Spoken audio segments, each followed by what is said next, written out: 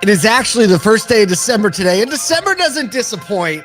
We got a wild show today, I feel like. I don't know why, but we're talking about Hyundai, Kia, ringless calls, people quitting or not quitting, and Metallica. Everywhere I go, the people Metallica. Know who I is and who I be. Yeah, we're going to talk about Metallica today. You know it. I don't think this is Metallica. That's not Metallica. That's not Metallica. It's not Metallica. Welcome to December, last month of 2022. Gosh, I'm trying to remember back the last month of 2021. And then the last month of 2020. You know what I'm excited about like that week before and right after Christmas when no news happens and all the news is just like year in reviews. Yeah, they're going to be so ridiculous this year. There's been some full tomfoolery this year in business and culture. Full on tomfoolery. Oh, man. Well, you know, the nice thing is we knew that was coming. And so the last week of the year, we're actually doing a live show on December 20th, Tuesday. We're having our year-end extravaganza in Nashville. We're talking full production crew. Our show producer actually produced the Emmys and New York Fashion Week for E! Network. So we're bringing you a Tonight Show style show. We'll be dressed up in suits. We have people, live guests flying in, live studio audience. Go to asodu.com, scroll down just a little bit. You're going to see a little thing for it. Click on it. Go to LinkedIn, follow the event. We got some things to give away, including the PS5 that's sitting right here in my office. And we're going to bring you 2 hours of year in review, looking ahead, a bunch of surprises, and you know how we do. We gotta break the noise a little bit. Do you have anything else? We may or may not have like some stingers, some music stingers that you'll really find strangely familiar. Yeah. By the way, we're doing full live band. We got like just a sick band out of Nashville, headed up by our very own event coordinator, and he's actually a musician first, Al Kutri. Full stop musician. Anything else we got to talk about first before we talk about the news? Well, we want to thank the fam for last month. Oh, yes. We had a record all-time podcast downloads, and that's a big deal when you got a short month, Thanksgiving in the way. And just thank you. If you're a listener, if you're a regular listener, it's a big deal for us. It is. It is. And we know the crew's here. Also, thanks to the people that are in the live stream leaving comments. It's been a lot of fun to interact. And hey, the best part of fun, you find something great, the best part is sharing it. Share the podcast if you would. We want to be on your Spotify, comment, all the things, smash things and like things and do things like that. Speaking of smashing things. Oof. Stop. Segue. Time. This is some good news. I like reporting good news. Hyundai and Kia sales jumped a whopping 43% for Hyundai, 25% for Kia year over year as November deliveries set an all-time sales record. So not only did they jump year over year, but November was an all-time delivery record. Hyundai inventory was up 12% over last month and has more than doubled year over year. So obviously sales increased because inventory increase. Little data point here. According to Thomas King, president of the data and the analytics division at JD Power, says on the retail side, demand continues to exceed supply, as evidenced by continued strength in transaction prices, retailer profits, inventory turn rates, and a minimal manufacturing discounting. However, as inventories and interest rates rise, these metrics will show signs of moderation or decline. So that'll be the future. We're going to regulate. But for now, we know that. Here's the thing. Hyundai and Kia, for me, have just been this consistent brand play. They've consistently made their product better. They lean on brand first advertising. And as inventory has come back with them earlier than a lot of other manufacturers, they're taking advantage of this demand that's still in the market. And I'm honestly not surprised at their lift, seeing what they've done with their vehicles, their quality, the type of vehicles that they're putting out and the brand that they've played. They created a culture and a community. Speaking of like what we were talking about yesterday with some of the vehicles that have the best retained value, they've done the work to kind of like get into the ecosystem of cars people want, that it's not just like the throwaway, cheap car, the one you had to get. It's a desirable make model. Yeah, they're nice. You get a lot for your money with Kia. You just do. So it's nice to celebrate that. First day of December. Get a lot for your money guy. For sure. I am. I may be one day. One day. Oh yeah, that's right. We did talk about that. They did really piss me off with their subscription thing that I got free for a year, but then couldn't start my car in the Syracuse winter without a subscription. I started that car in the winter, in the cold, in spite. I was like, I will not subscribe to that. I'm just gonna disassociate from the brand. I still well, speaking of things that'll really piss you off. Segue.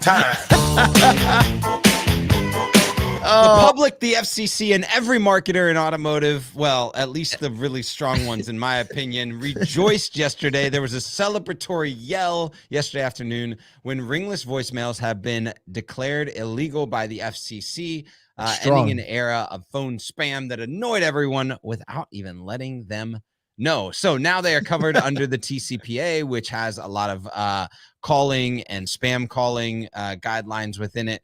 But you cannot do ringless voicemail without explicit customer consent anymore. We know that a lot of politicians and telemarketers and a really strong number of auto dealers have been using this tactic for quite some time. So one is the heads up, just make sure you're aware as an auto dealer that if someone's trying to sell you ringless voicemail, they're doing it wrong. Or if it's going on right now, right? Stop. Shut it down. Yeah, a lot. I mean, look, in June, court awarded a $2.5 million class action suit against Moss Brothers Auto Group in Riverside, California. And there are a lot of other cases, actually. They called it aggressive, unsolicited marketing. Here's the deal. If you ever feel like you're sneaking in a communication, you're losing, right? Oh, then they won't even realize that you put it there. Yeah, that's not a good idea. So funny, it'll hit their voicemail without ringing. Boom. Guess what? How like people hate it. That as a consumer? No. People hate it. The FCC hates it.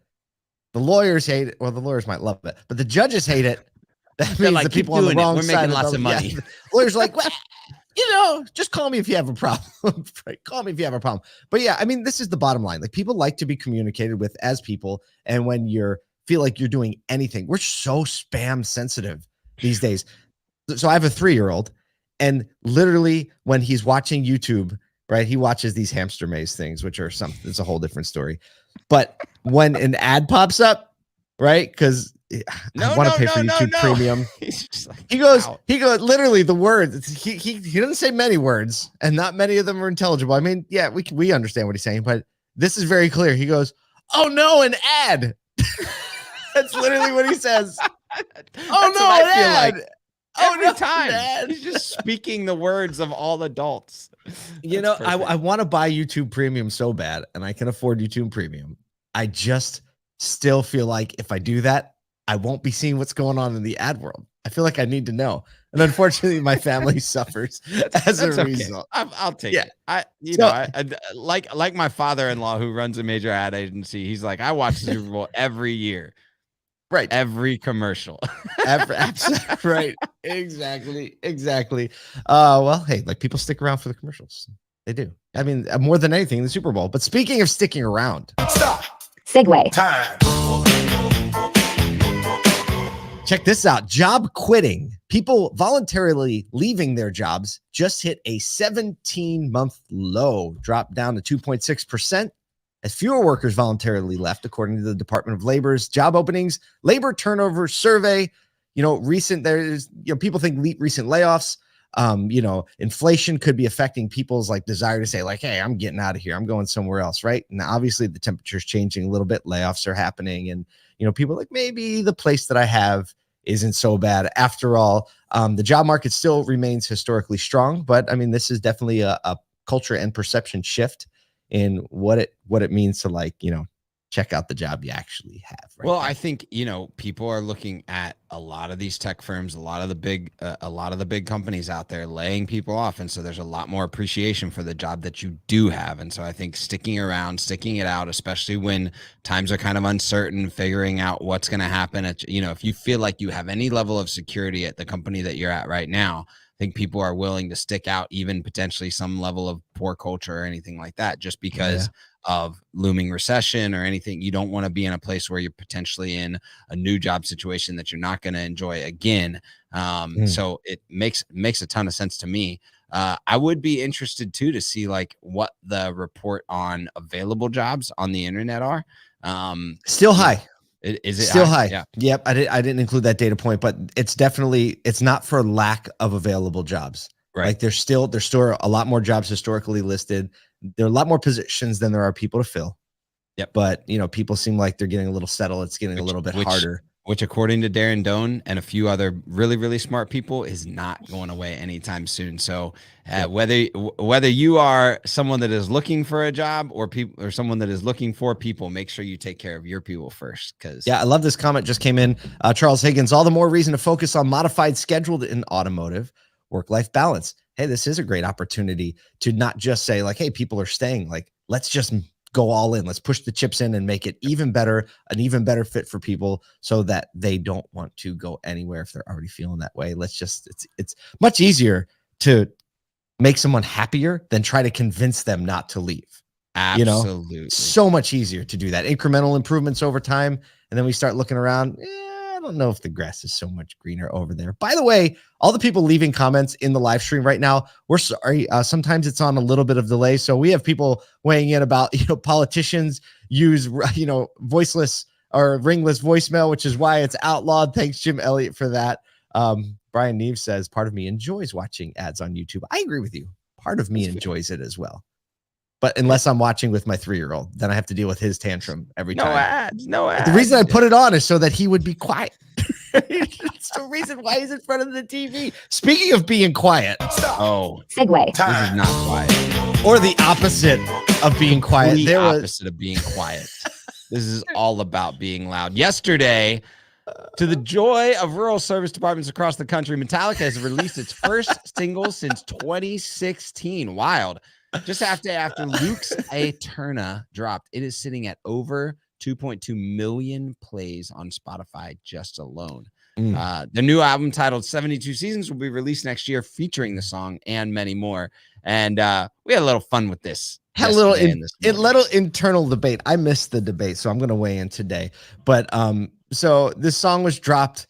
And, in the Slack channel lit up and like, hey, everybody listen to this. What do you think? Because it's included in today's email, all this feedback. So if you don't get the email, by the way, just go to asodu.com and just pop in your email address and you will get, we guarantee, the most fun and informative automotive email you will get every day in your inbox. It'll leave you laughing minute or two and you're on your way, smiling a little bit more and a little smarter. So here's the feedback from our team. So Miles, my 16-year-old son, calls it absolutely hype. That kind of surprised me, but I guess not really. Isaac says, too much guitar, needs more rap. I won't hold your breath on that. Okay, Nathan says, hot take incoming. It reminds me of the trash album Death Magnetic from 2008, except this is worse. So a flaming piece of trash. Oh my goodness. That's harsh. Brutal. Harsh. That's brutal. Charity, aka Char, says, I only made it 3 seconds in. I'm trying to remember what 3 seconds in on that song is. I'm sure it's just like oh, she didn't even get to the drums. She get to the drums. Yeah. The song is a real headache inducer, according to Diana, who subsequently asked for 14 ibuprofen. Oh, nice. They finally replaced Lars with a drum machine. Comes from our resident drummer, Chris. He called that one without a doubt. Kyle, why don't you give your own feedback? Here's my feedback. See, this brings me right back to like 2004, 2005, 2006 when Guitar Hero was strong. And for me, this is like bring Guitar Hero back because all of them people that were good on the four buttons are just gonna be crushing this song. And for all you youngins, Guitar Hero is like Beat Saber, but with a guitar. Yes, same principle. So I listened to the song actually on my way home. Miles and I jammed it up and I thought, so like I wouldn't listen to the song on repeat. I think Lars as a drummer is insane. And the fact that you mistake him for a drum machine, he's just insane. But here's my real takeaway from this. Metallica released its first song in 1982, meaning the band members are between 59 and 61 years old, and from a straight cardiovascular athletic exercise. You listen to that song and tell me that you're not impressed that 60-year-olds are rocking that out. Still putting in. They're like the Brian Benstock of heavy metal. Yeah, right. Absolutely. And I could see Brian Benstock listening to that song and it is a full throttle song from start to finish. Like you have to be dialed in every minute of that song, every second of that song to pull it off. So there's always something to appreciate. So there you go. A little Metallica for you.